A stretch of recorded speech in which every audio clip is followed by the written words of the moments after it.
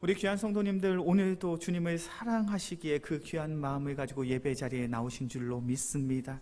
한평생 주님만을 사랑하고 더욱 주님만을 사랑할 수 있는 우리 귀한 성도들이 되어지길 주의 이름으로 간절히 축원합니다. 우리는 이 시간 내가 참 주님을 사랑한다라고 고백을 했습니다. 그런데 제가 조금 마음속에 질문 한 가지를 던지고 싶어요.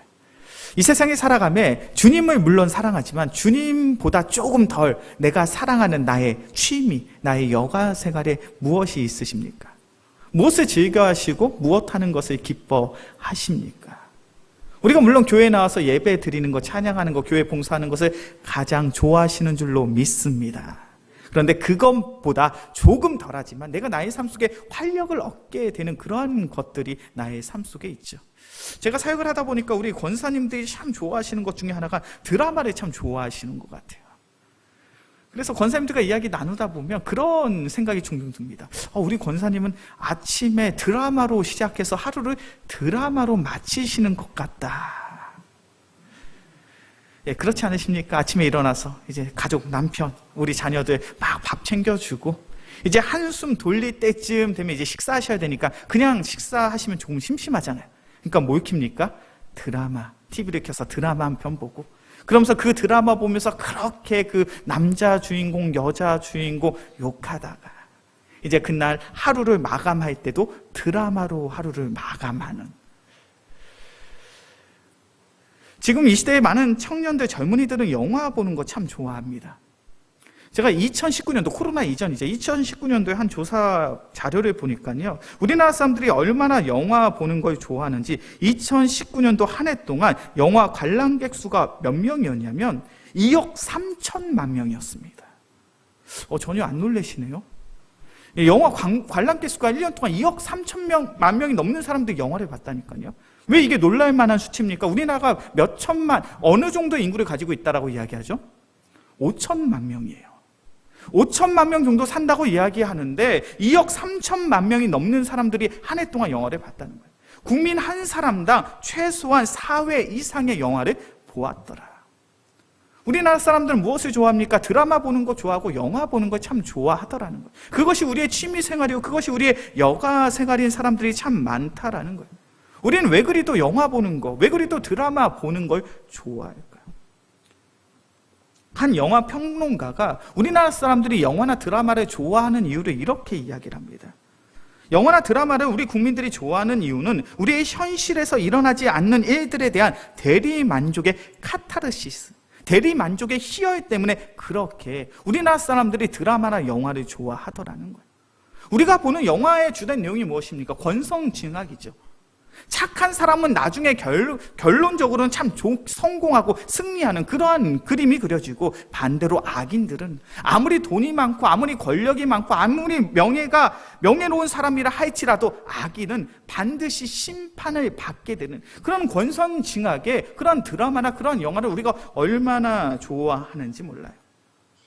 그런데 우리는 그러한 모습의 희열, 카타르시스를 느낀다는 거예요. 그것이 얼마나 안타까운 모습인지 모른다는 거예요. 왜요? 우리의 현실은 그렇지 않기 때문이라는 거예요.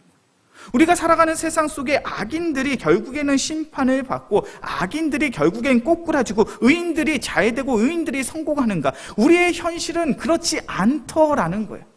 우리가 살아가는 세상은 어떠합니까? 의인들이 정말 결국에는 잘되고 성공합니까? 좋은 삶의 본을 가지고 살아갔던 이들이 이 세상 속에서 많은 존경과 섬김을 받으며 부와 명예와 권력, 그 모든 것들을 다 쟁취하더냐는 거예요. 꼭 그렇지 않습니다. 내가 보기에 이 사람은 참으로 정직한데, 성실한데, 열심히 살아가는데 여전히 힘들고 여전히 어렵고 여전히 고통 가운데 살아가는 사람들이 적지가 않아요. 반대로 우리가 살아가는 세상 속에 악인들은 어떠합니까? 적당히 남을 속이고 남을 괴롭히며 그렇게 살아가는 사람들이 오히려 승승장구하는 그런 인생을 살아가는 것처럼 보여지잖아요. 그러니까 이 시대에 살아가는 사람들은 영화나 드라마를 통해서 우리의 현실 속에 일어나지 않는 그런 권성징악의 삶이 나의 삶 속에서도 우리의 현실 가운데도 나타나기를 소원하는, 소망하는 그런 마음이 너무나도 강렬해서 그렇게 영화나 그렇게 드라마에 심취를 하더라는 거예요. 우리가 살아가는 현실이 어떠합니까? 악인들이 잘 되는 것처럼 보이죠. 반대로 의인들은 참으로 억울한 일들이 많습니다. 손해를 봐야 됩니다. 피해를 봐야 돼요. 악인들이 득세하고 잘 되는 그러한 세상을 우리는 살아가는 것처럼 보여줘요. 오늘 본문의 말씀의 시편 10편도 바로 그러한 이야기를 하고 있습니다. 악인들이 잘 되더라는 거예요. 오늘 본문의 말씀 시편 10절 1절과 2절의 말씀이죠. 여호와여 어찌 멀리 서심이 어찌하여 환난 때에 숨으시나이까. 악한 자가 교만하여 가련한 자를 심히 압박하오니 그들이 자기가 베푼 죄에 빠지게 하소서. 시편의 기자가 어떤 이야기를 하고 있습니까? 하나님, 왜 하나님의 백성들이 이렇게 고난을 받고 시련을 받고 악인들에 의해서 핍박과 박해를 받고 있는데 하나님은 왜 외면하고 계십니까? 왜 방관하고 계십니까? 왜 의인들의 환난과 고난을 받는 현장 속에 하나님은 숨고 계십니까? 그렇게 이야기하고 있는 거예요. 악인들이 잘 되는 것처럼 보여지고 악인들이 형통한 것처럼 보여지고 악인들이 성공하는 것처럼 보여지는 것은 비단 이 시대를 살아가고 있는 우리의 삶의 문제뿐만이 아니라 시편이 쓰여졌던 3000년 전의 구약시대의 이스라엘 백성들도 동일한 세상과 맞닥뜨리고 있다는 거예요. 우리가 살아가는 이 세상 속엔 악인들이 참 많습니다. 이 악인들은 어떠한 특징을 가지고 있나? 오늘 시편 10절과 3절의 말씀입니다. 시편 3절과 4절의 말씀 함께 봉독합니다. 악인은 그의 마음의 욕심을 자랑하고 탐욕을 부리는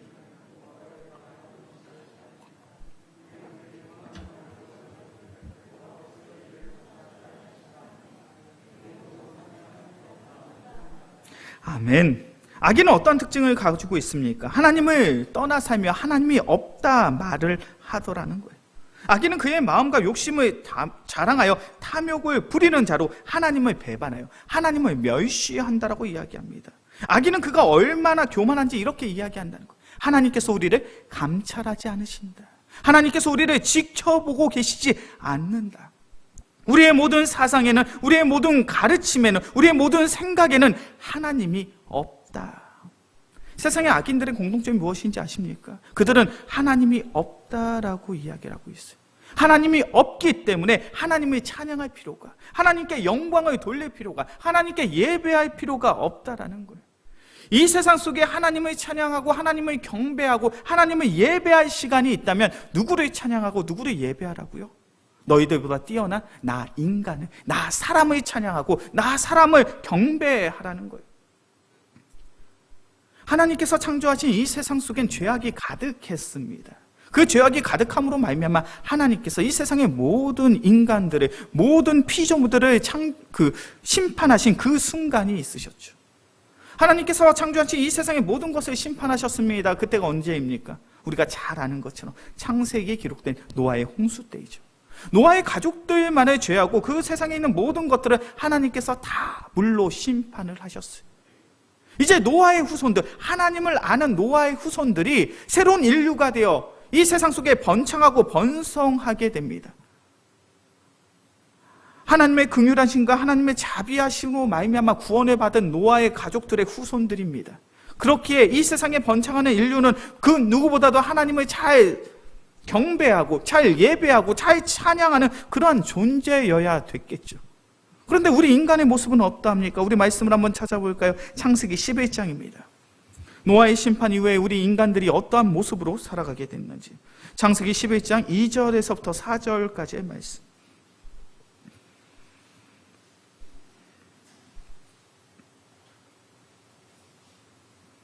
창세기 11장 2절에서부터 4절까지의 말씀, 제가 한 절, 우리 성도님들이 한 절, 마지막 절은 합독해서 보겠습니다.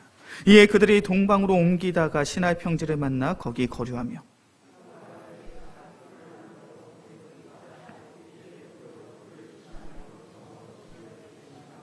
함께 봉독합니다. 또 말하되 자 성읍과 탑을 건설하여 그 탑 꼭대기를 하늘에 닿게 하여 우리 이름을 내고 온 지면에 흩어짐을 면하자 하였으니. 하나님께서 이 세상을 심판하신 다음에 다시금 노아의 후손들이 이 세상 속에 번성하고 번창하게 됩니다.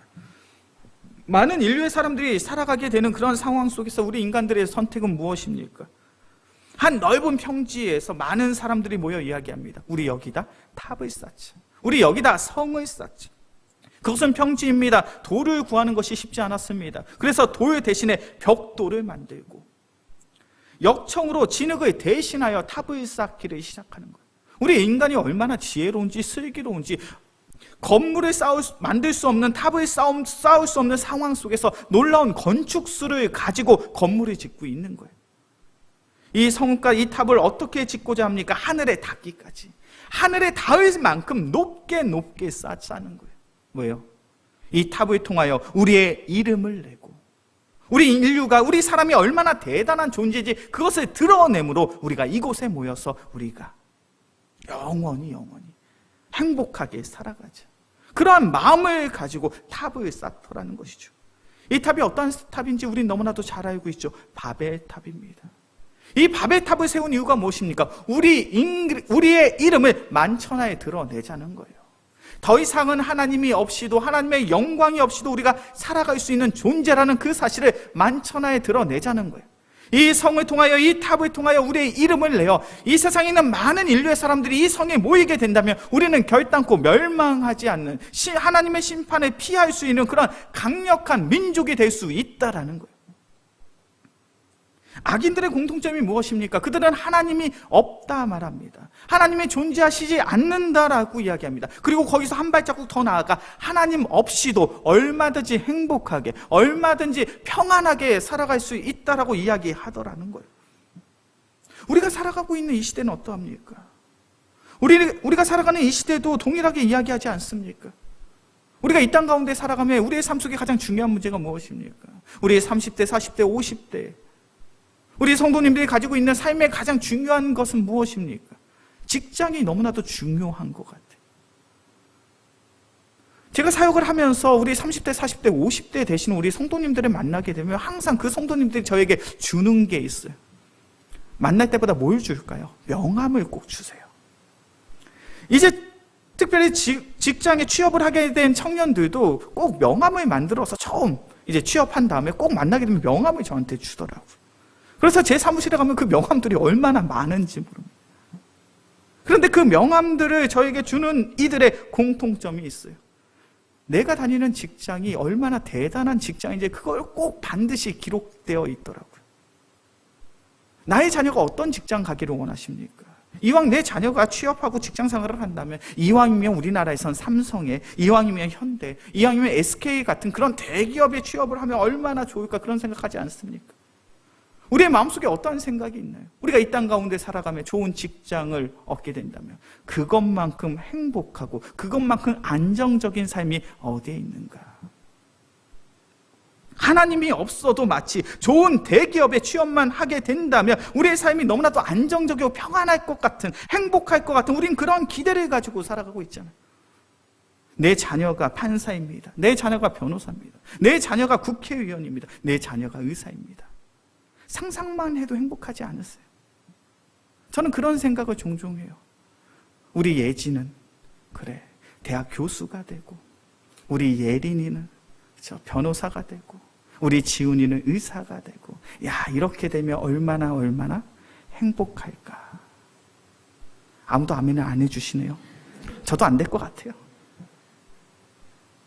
우리의 마음속에 그런 마음이 있잖아요. 좋은 직장, 좋은 취업의 현장을 가지게 된다면 얼마나 안정적이고 평안하고 행복하게 살아갈 수 있을까? 하나님이 없어도. 이것이 악인들의 공통점이라는 거예요. 하나님이 없이도 우리는 잘 살아갈 수 있어. 하나님이 없이도 우리는 얼마든지 행복하고 평안할 수 있어. 하나님 없이도 평안하고 행복하게 살아갈 수 있다라고 고백하는 악인들의 최후는 결국 어떠합니까? 그들은 결국 죄를 지을 수밖에 없더라는 거예요. 시편 10편 7절과 8절의 말씀을 보면 성경은 그들의 모습을 이렇게 설명하고 있습니다. 시편 10편 7절과 8절의 말씀이죠. 그의 입에는 저주와 거짓과 포악이 충만하며 그의 혀 밑에는 잔해와 죄악이 있나이다. 그가 마을 구석진 곳에 앉으며 그 은밀한 곳에서 무지한 자를 죽이며 그의 눈은 가련한 자를 엿보나이다.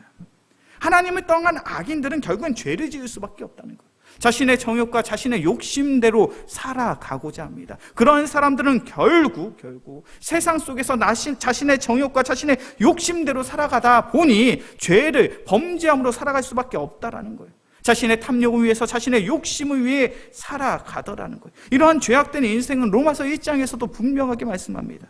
로마서 1장 28절부터 30절의 말씀인데 제가 봉독합니다.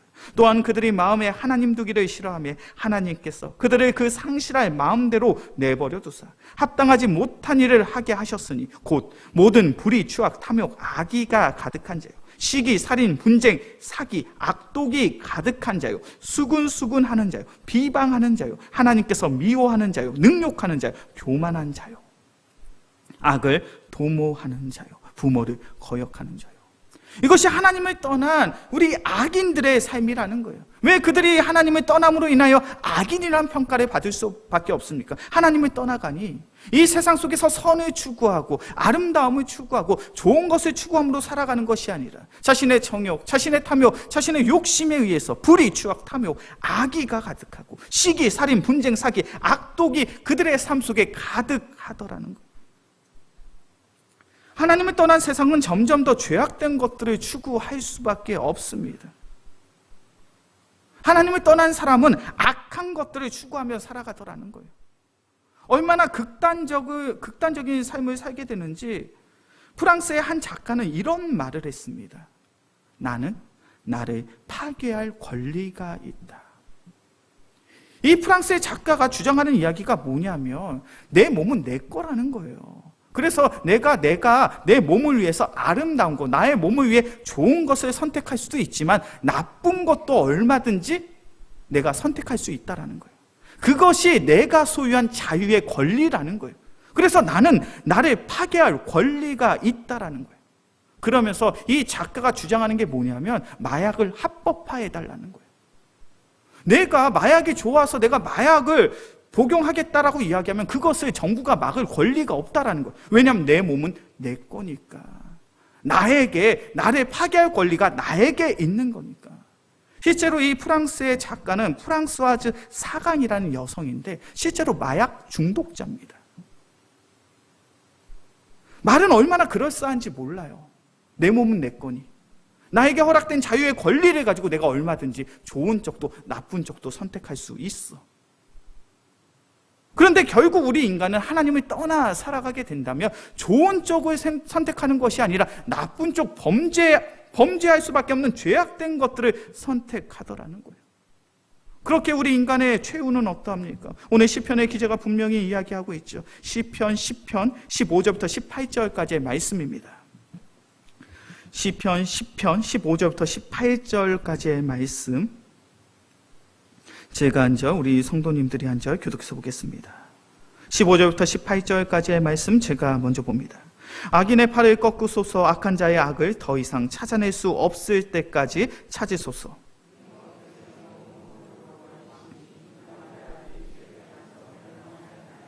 여호와여, 주는 겸손한 자의 소원을 들으셨사오니 그들의 마음을 준비하시며 귀를 기울여 들으시고,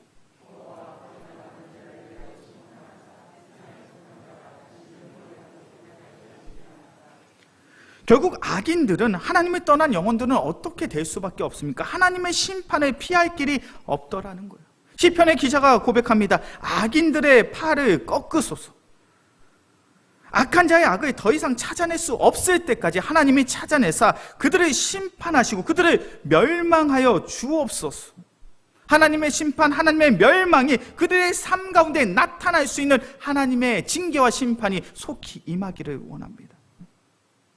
하나님께서는 결단코 악인들의 번성함을, 악인들의 잘됨을 관망하지 않으시는 줄로 믿습니다.